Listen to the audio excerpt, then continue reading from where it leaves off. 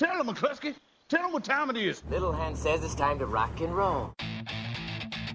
All you people are so scared of me. Come quietly or there will be trouble. Man, that's just me.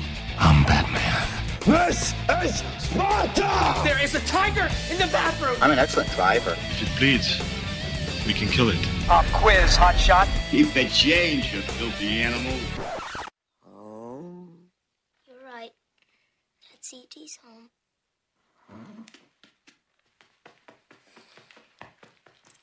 E.T. Home phone.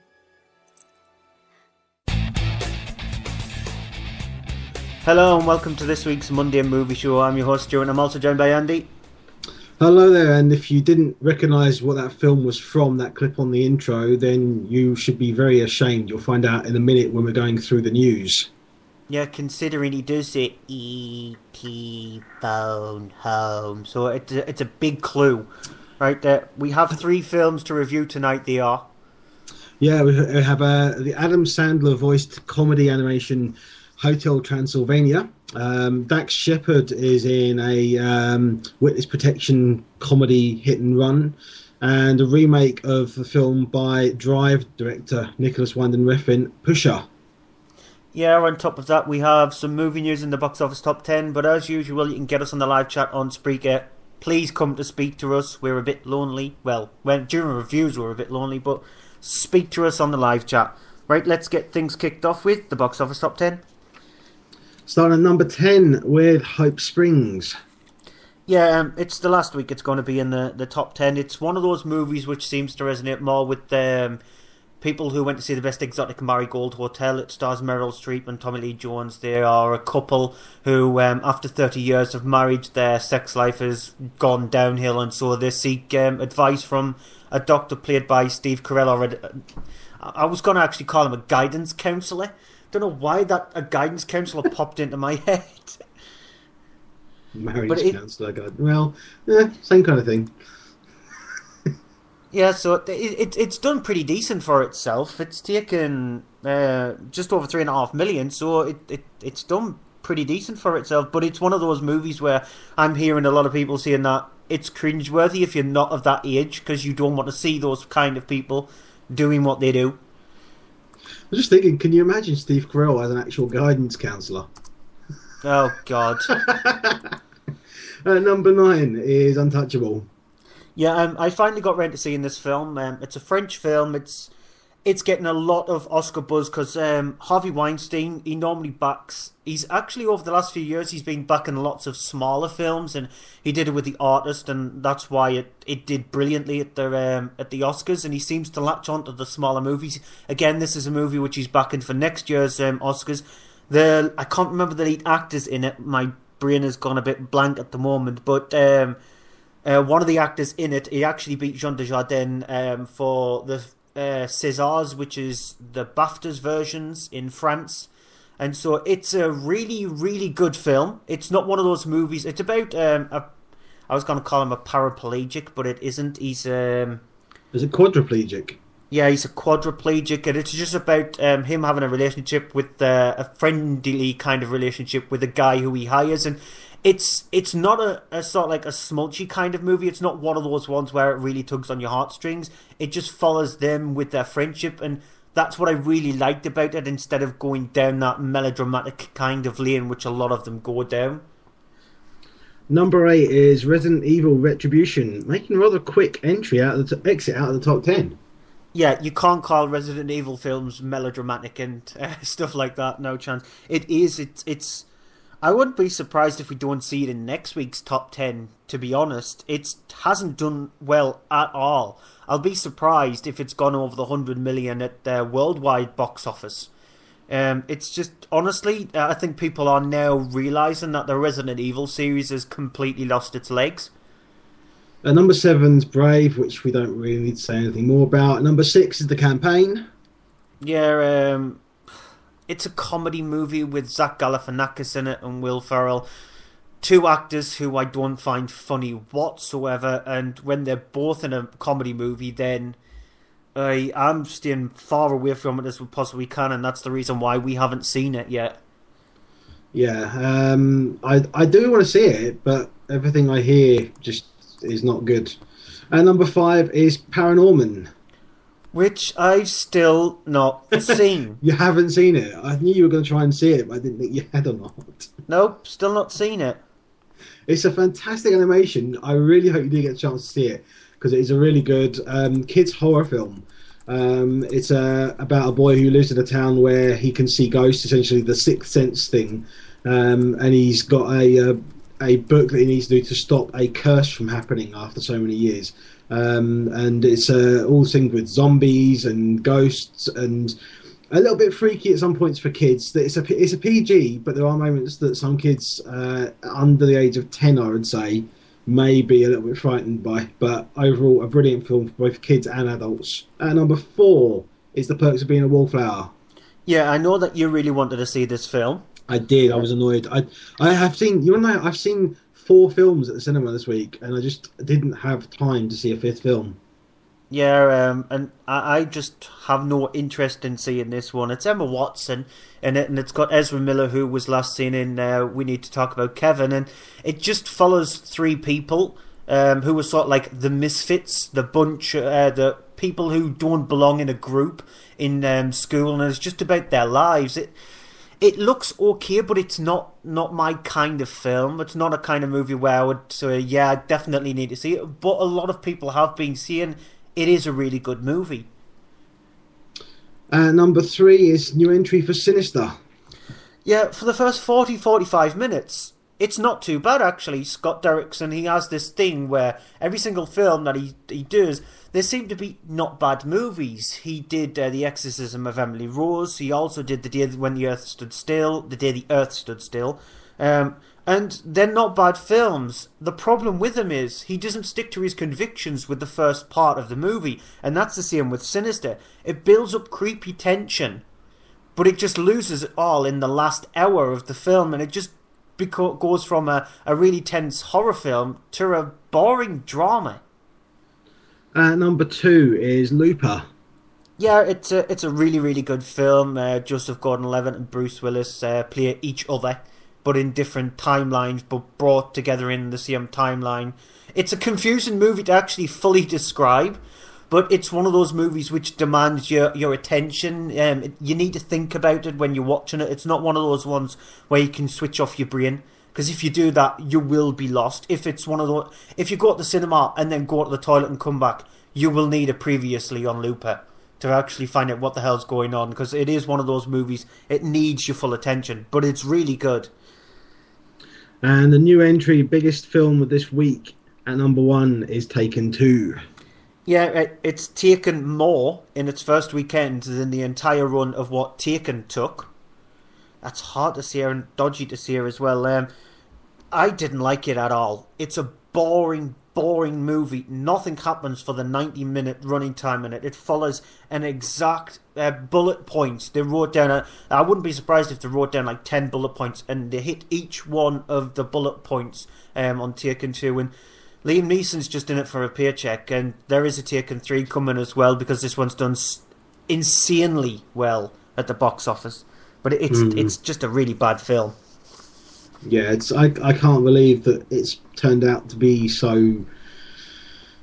Well, I don't know how to really describe it. I mean, the first film was brilliant, thriller, and then they've just gone and done a action sequel to it, and it's not an action film. It's just not very good at all. Nope, it's just boring. Right, let's get on to some movie news then. Universal are reporting that director Rupert Sanders, who directed Snow White and the Huntsman, is set to be the person to take over main duties on the upcoming Van Helsing, which will have Tom Cruise as the title character. If this is true, then Sanders will not be attached to direct the sequel to Snow White and the Huntsman. I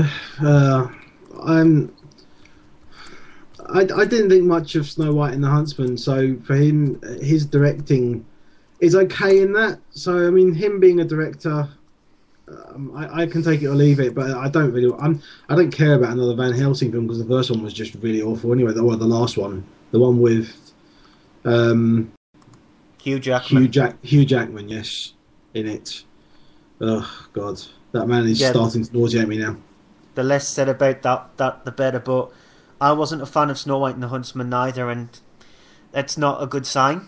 Considering, like you said, if you're following me during the week when I went to see a movie at the cinema, there was a trailer before it which is introduced by Hugh Jackman, and it was just literally like, really, you're doing this is a kid's film, and he's sitting there on the screen talking for about a minute before the clip starts, and you're just like, come on, what you're selling this to kids, and you're boring them with Hugh Jackman on the screen for a minute. Yeah, I don't hold much hopes of it neither. Right, next news story. John Landis has revealed that he's had a lot of war of words with 20th Century Fox after revealing that the studio isn't happy with his son Max Landis' script for Chronicle 2.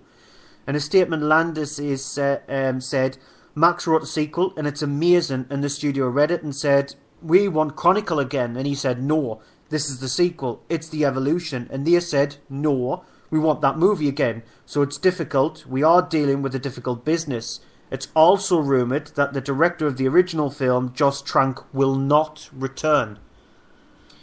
I don't want Chronicle again. I'm one of the people who didn't think Chronicle was all that. I didn't think it was bad. I didn't think it was particularly brilliant, though. I just thought it was average and okay. I liked the effects in it because it didn't look like a big budget film. It's a small budget film, but it looked amazing with those effects, and they worked. But I just got really sick of the found footage aspect to it. Yeah, I really liked Chronicle, but if 20th Century Fox wants to redo it again, then no, because you might as well just say it's a remake. Saying that, you know who released Taken 2, don't you? No. 20th Century Fox. Yeah, cash so in. It's just like cash in sequel, just make a sequel that will make money and don't care about it being a particularly good film. What are they going to do? Are they going to do like an Evil Dead thing where the first one is really serious and they make the second one like completely OTT, but it's still the first one but more comedy added to it? Are they going to do that? I hope they ditch the camera angle thing. I want just one shot normally. I don't want it shot with all found footage and CCTV shots, because they did that to death in the first one, and they just don't do it again. It depends on what Max Landis' script is like anyway.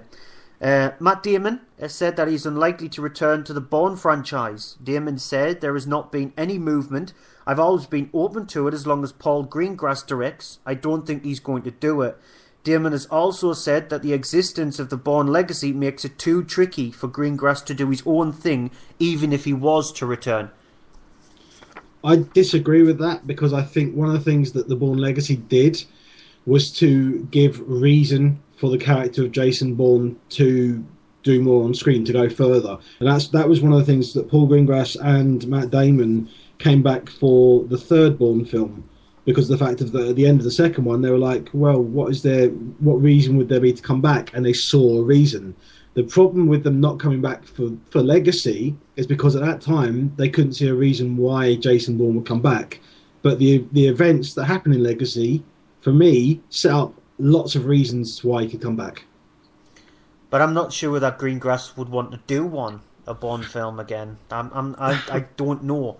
And it's not a good sign if Matt Damon has turned around and said that he will only do it if Greengrass is attached to it. But you never know. They might throw a hell of a lot of money at it. Taken 3 though. So, yeah, they might just throw a hell of a lot of money at Damon and say, "There's 30 million. Just be in it for half an hour." So you just never know with Jeremy Renner being there. It could be. It could happen. Just whatever they do, don't bring him in just to kill him off. Yeah, that's true. Fox Animation has announced that Charlie Brown and his dog Snoopy is heading to the big screen in a Peanuts film. The son and grandson of creator of Peanuts, Charles Schulz, will write the script for the film, with his studio set to release it on the 65th anniversary of the comic strip, which takes place on the 25th of November 2015. I was going to try and do a Peanut impersonation there, but I'm not going to. But, I mean, are we going to see a Charlie Brown thing now then, as well? Maybe. There's a film coming up in the DVD section that I'm reviewing, and just find out how that turned out. A similar kind of thing to Snoopy. Yeah, but why announce a release date that far in advance 25th of November 2015. It's insane that. My last news story, Sony Pictures and Escape Artists have announced that Richard Wenk, I'm glad I actually paused to say that name just in case. Richard who? Richard Wenk has been brought in to do some rewrites on the Masters of the Universe film. Wenk wrote the screenplay to Expendables 2, 16 Blocks, and The Mechanic. So, I mean, who are they going to get to cast to play He-Man again? And they're not going to get Dolph Lundgren now. It's like He-Man with a Zimmer frame. I don't know. Yeah, I have no power. The opposite. Okay, couple of things for me. I'll be quick because we are starting to run a bit late now. E.T. the Extraterrestrials get his own life-size mannequin at Madden Two Swords. It'll tie in with the movies turning 30 years old this year and being released on Blu-ray in its 30th anniversary edition. It's the first time that the film has been released on Blu-ray in the UK. Yep, big fan of E.T. Really loved the film. I've seen it too many times. I have the 3-disc DVD one with the 2 versions of the film, and it is one of my classics. It's my earliest film memory that I can remember seeing. So, and going back, working out by dates, that means I was only about 4 years old when I saw it then, which is really surprising. And last of all, but covering several things, a whole load of Marvel news has emerged this week. First of all, the TV series S.H.I.E.L.D., which is going to be created and the pilot written and directed by Joss Whedon, will now has been confirmed. It will now star actor Clark Gregg, who played the character Agent Coulson. A lot of people will be rejoicing, I think, with that after his untimely demise in Avengers. And the whole thing is that it's been announced this week at New York Comic Con. There's been nothing further exactly what it's going to be, but because Joss Whedon's involved, we know it's going to be good. Iron Man 3, which is released on 26th of April 2013, that has been announced as the first one being confirmed that it will also be in 3D, as well as another upcoming Marvel film of Thor, the Dark World. Now, Thor the Dark World is due to be released on 8th of November 2013, and there's been a quick sort of a synopsis released about that it's going to be Thor battling to save the 9 realms and coming up against a evil ancient race older than the universe itself, led by the vengeful Malekith, and it's going to be someone that even Odin cannot defeat. So I don't know what that's going to be like, but that's going to reunite Thor with Jane Foster, who's played by Natalie Portman, who is definitely returning. Captain America, the Winter Soldier, is now set for release on the 4th of April 2014. And there's possible news on the potential love interest being cast, which will be the niece of Peggy Carter, the character played by Hayley Atwell in the first movie. And the frontrunner is rumoured to be Mary Elizabeth Weinstein of Die Hard 4 and Scott Pilgrim vs. the World. And the final piece of news on it is Marvel have finally announced and confirmed Ant-Man is definitely going ahead, which is the result of director Edgar Wright's enthusiastic push to get it made.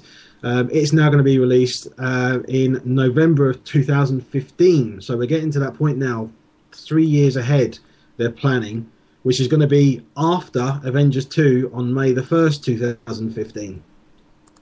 That's a lot of Marvel stuff. Yeah, it seems to be because of Comic-Con New York this last week, that all of that has been, I think they've just been saving it to release it then. Yeah, I think to let that sink in with people with all that Marvel stuff there, I think we should go to a break, and after the break we'll have our first review.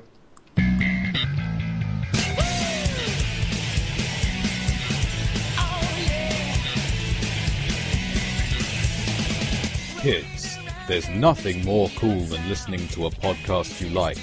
But if someone podcasts in a place or in a way that you find unfunny, that's no good. So what do? First, you say, lol no. Second, you tell them to GTFO. Third, you get some Holocaust in your luggles. And most importantly, you have to tell someone. Like your parents, your teacher, or a police officer. We are the Lolocaust. 9 o'clock, Wednesday nights, lolocaust.co.uk. We don't clash with The Apprentice anymore.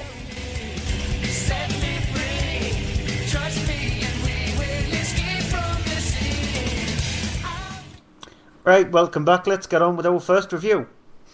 Let's take a little trip to a place called Hotel Transylvania, directed by, now it's another European name, so apologies if when I do get it wrong. Directed by Gendy Tartakovsky. No. I'll give you a round of applause for that. Thank you. It's an animated film about the character Dracula, voiced by Adam Sandler, who is at the beginning of the movie, he's living in 19th century Transylvania, in a small sort of cabin. He's got a little house he's got, and he has people, sort of zombies, that are working for him on constructing something, which turns out to be a big hotel, sort of hidden away by forests and graveyards and such, so that it's all designed purely for monsters to have a retreat, to get away from humans, who he's always going on about being evil and creatures that can easily destroy you and that hate all monsters.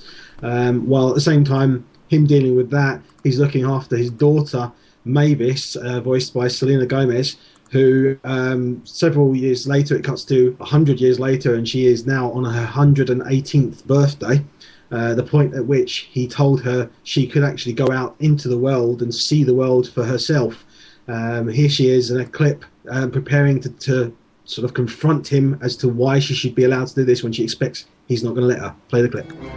Dad, you said that when I turned 118, I could go out into the world like every other adult that gets to come and go from this hotel. But maybe wavy, it's not safe. Blah, blah, blah. Dad, 30 years ago, you promised. I remember we were both eating mice, and you specifically said that you gave me your word. Good morning, Maybe Wavy. Happy birthday, my little mouse. Thank you, Dad. I know it's my birthday. I have so much fun planned. Woohoo! But first, we go catch some scorpions together. Just the two of us. Yes, Dada? Dad, please let me speak. There's something we have to talk about. You want to go out into the world. You can. Aha! I knew you were gonna say that. But Dad, you gave me your word, and you know that I know that a Dracula's word is sacred, that our trust is the core of our... Wait, what? I said you can go. You're just playing with me. No. You're old enough to drive a hearse now. You're old enough to make your own choices. You can go. Holy rabies! Holy rabies! So everything seems to be going all fine at the hotel. It's all the monsters are turning up because it's become the season where they all arrive for Mavis's birthday. You've got all the regular kind of characters, Invisible Man. You've got a werewolf and his family. You've got Frankenstein and his bride. There's so many references to all these horror characters and such, and all these things that anyone who's seen any of these kind of things will recognise a lot of things there. Great collection of voices. You've got David Spade in there voicing. You've got Steve Buscemi. You've got Kevin James. There's a whole host of voices doing this, and one of them, voiced by Andy Samberg, is a character named Jonathan, who is a human who turns up after he sees some fires which lead him to the hotel, and freaking out as he does, Dracula then is trying to cover up this human being in the hotel, because if he knows if a human is there, all the other monsters will freak out, they'll leave, and he'll go out of business. So the whole thing is a comedy around this whole thing of Dracula isn't an evil character anymore. He lives on synthetic bloods and stuff. He's not a blood drinking, he'll kill people and drink their blood. All the monsters aren't really monsters. They have their own, it's the kind of the complete opposite of what you'd expect. They're more afraid of humans than humans are afraid of them and such. With that, before you go on, so Dracula is more like Count Duckula, who used to drink tomato ketchup. Yes, he's very much like that. There's a whole thing about that. He's at the start of it. He talks about eating mice instead of eating humans, and when the human's there, when Jonathan says to him, you're gonna suck my blood, he goes, no, I drink synthetic blood, and it's there's a lot of things that are kind of on the nose, but that shouldn't stop anyone from enjoying this, because I really did enjoy this film and I laughed. I didn't have a lot of sort of belly laughs, but I did laugh quite frequently throughout, and there are lots of jokes in there that are not rude, but are jokes that adults will get that kids won't. Especially things like the Wolfman is always freaking out because he has something like 17 kids, and so he's going absolutely crazy because he never gets a moment of peace or a moment of rest. And there's, if you can imagine, 17 wolf cubs running around basically tearing up the place and completely wrecking it, and he's absolutely losing it. That kind of humour is in there for adults, but at the same time there is slapstick humour and jokes galore with other kind of characters in it for anyone, any age. So I'm recommending that anyone take their kids to see this, because of the fact of it's a horror film, but it's not a horror film. There is a whole thing of a comedy thing of Dracula, who when he's in a bad mood, he does this thing where the screen goes all red and it goes right up to his eyes, and that's the only kind of thing that's anything like Paranorman, because Paranorman is scary for kids. This isn't scary. It's intentionally not scary. It's funny. It's rated U, whereas Paranorman's rated PG. So if anyone's going to take any kids to see either of those two films and they're not sure about a horror film for kids like Paranorman, which is going to scare them, then it's worth seeing Hotel Transylvania, because it's funny, it's fun, and believe it or not, Adam Sandler is not annoying in it. Yeah, I'm guessing Adam Sandler only gets away with doing films if he's a voice rather than actual being on the screen. Well, I mean, I said a while ago that he's become the new Eddie Murphy, and this kind of reinforces that. Yeah, true, definitely, because Eddie Murphy is obsessed with doing lots of animated films, so I think that's what Adam Sandler should just stick to doing.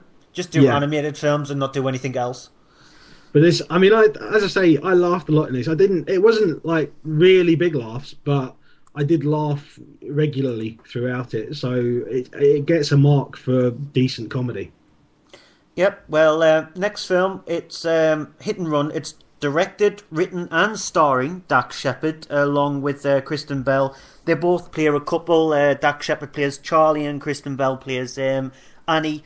They've been together for a little while. Charlie is in sort of like protective custody. He's sort of like the guy who's looking after him, played by Tom Arnold. Randy he's useless. He is absolutely useless. He's been demoted twice before, and now he's having to look after Charlie, because both times he's been demoted, he's let off his gun, and he's been demoted because of that. And there is a scene right early on in the film where he crashes his car, and during the film he crashes his car more than once, and again he lets off his gun in front of two children. So it's a good job that he isn't sort of like brought into the place where he works. Annie's gone into work, and she's been told by her boss that there is a job in LA where it's much more higher up than the job that she's doing at the moment, because she's a lecturer, but she's just a basic lecturer in the place where she is with Charlie. However, the job in LA is that she would have her own sort of like area where she'll be able to look after teachers who are lecturing people rather than doing the job that she's at. However, Charlie can't leave the area where he's at because he's been in protective custody for 4 years, and you find out during the movie why he's been in protective custody. He then relents, and so both of them end off going to LA. However, Annie, she needs her sort of like the papers that she needs so it can tell her what kind of qualifications that she got. So she goes to her boyfriend's house, Gil, played by Michael Rosenbaum, but he doesn't want her to go to LA because he believes that Charlie is a sort of like a bad guy. He's not right for her. And when they do go off to LA, he chases after them, and then a friend of Charlie's gets involved in it, Alex, played by Bradley Cooper, and so here's a clip. What are you doing here? I'm here to take your fat ass to LA. You can't leave. Yeah. Look, I can't live here without you, and I'm not letting you stay, so I suggest you get in. You don't think it'll be too dangerous? No. I've been gone for 4 years, and LA's a big city. We'll be fine.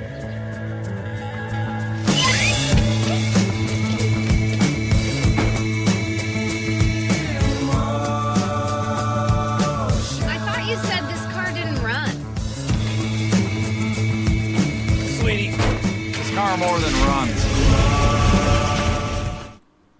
So it's not just Annie's ex who's chasing after them, it's also the guy who's supposed to be looking after Charlie, he's chasing after them, and also this other guy who has a sort of like connection to Charlie, and I'm not going to give away what that is.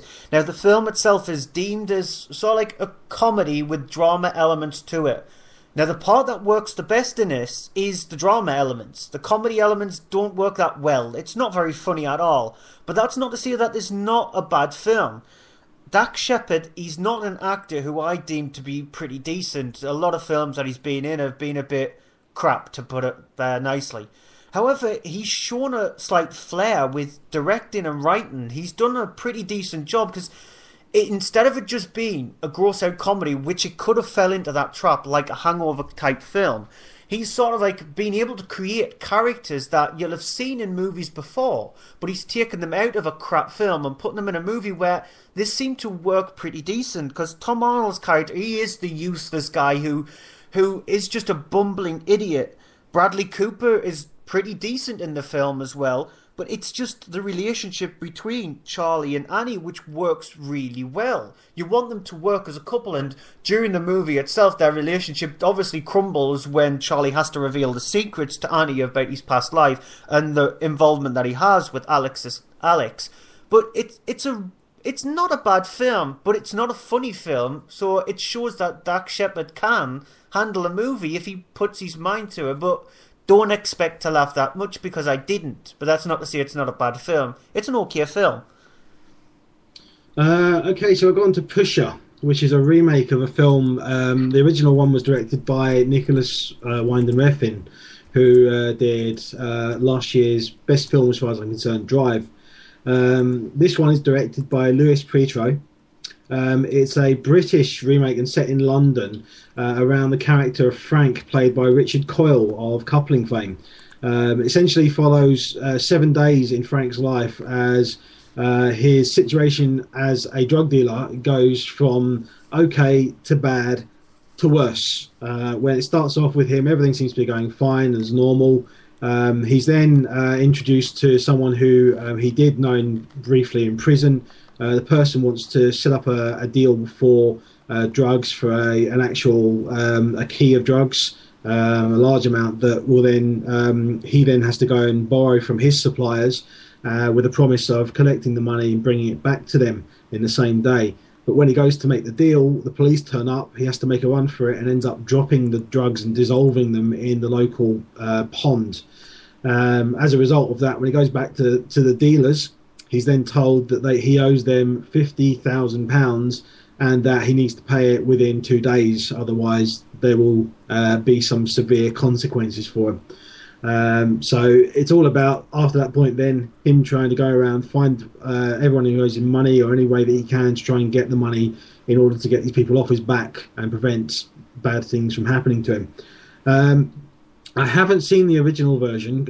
I do want to see it, but I saw this one completely fresh-minded with it. It's not a bad film, but it's not a brilliant film. It is a kind of an average British kind of film, if you know what I mean by that. It's better than your kind of straight-to-video movies that you get made in London, but it's not much better. Richard Coyle is really good in it, because you see the sort of the deterioration in him as things go from bad to worse, and the stress builds up on him and he's trying to figure out what to do. He goes and he beats up a guy who he trusted because he believes that he has then turned on him. It's quite violent. It's rated 18 because there's a lot of gratuitous drug use in the film. A large part of the problem with it is that in the middle it drags because of the fact of a whole section is taken up with people just hanging around in clubs, taking drugs and dancing. So that's a thing where it really needed to be a bit more fleshed out, because those points in the film really drag it down. And it's only a 90-minute long film, so it drags in the middle. If it hadn't had that, it would have been a lot shorter, but it would have been a lot better film. Be prepared for it to be violent, for it to be gritty, for it to be shocking in a couple of moments, because there was a scene coming that I didn't expect, and I was like, whoa, didn't see that coming in. And it's okay if you like these kind of things. I mean, if you're a fan of the kind of Danny Dyer type films, then you'll probably love it. It's just not got Danny Dyer in it, thankfully. Yeah, I was going to say that's not a good thing to say, but it's a good thing that you said at the end it hasn't got Danny Dyer in it. It's the kind of film that he would be in, and if he had been in the lead part, I mean, that could have been interesting. It might not have been all bad. It'll have been his most successful movie for a very long time. So before we wrap up, should I just quickly mention Madagascar 3? Yeah. Because it has been released here in Scotland this week, because the schools are on holiday this week, as opposed to next week when they are the rest of the country. So next week everyone else gets Madagascar 3 in the cinemas. This week it's released in Scotland. I have seen it because of that, and we'll do a full review on it next week. But I will say, surprisingly, I didn't like the first two that much, and this one I enjoyed a heck of a lot, and I laughed a lot too. I really enjoyed the third film a lot more than I expected to. Yeah, I might give it a watch, but I've got Paranormal Activity 4 to see. I might do a double bill. Go see Paranormal Activity 4 and then see Madagascar straight after it. That might be interesting. That's complete opposites, polar opposites there, isn't it? Oh yeah, maybe. I might do that. I don't know. Right, that's it for the cinema part of the show. We will be back in a moment live on Spreaker with the Blu-ray and DVD part of the show. If you listen to it on iTunes, don't forget to download... I don't know what I'm talking about. Just listen to the Blu-ray and DVD part of the show coming up in a moment, and we'll be back with that.